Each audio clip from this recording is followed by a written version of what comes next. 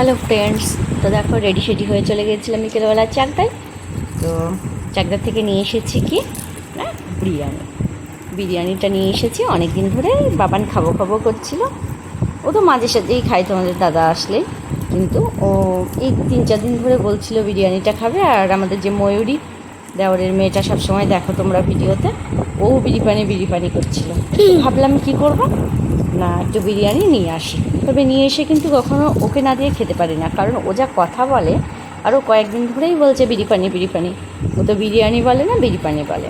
আর ওর সঙ্গে সবাই মজাটাও বেশি করে। তো চাকদা থেকে নিয়ে এসেছিলাম একটা, ওইটা কিন্তু টেস্ট আলাদা ছিল।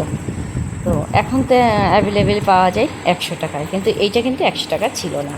চাকদারটা কিন্তু এখনও 220 টাকা নিয়েছিল এক প্লেট। তো টেস্টও আলাদা ছিল। তো দেখো এই যে সবাই মিলে বসে পড়েছি।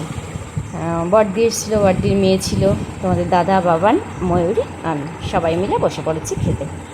তো বিরিয়ানিটা চাকদারটা সত্যি 220 টাকা নিয়েছিল ঠিকই, কিন্তু 220 টাকার মতনই ছিল। দেখো ওর সঙ্গে সবাই মজা করছে যে তোকে দেবো না খেতে, ঠিক আছে।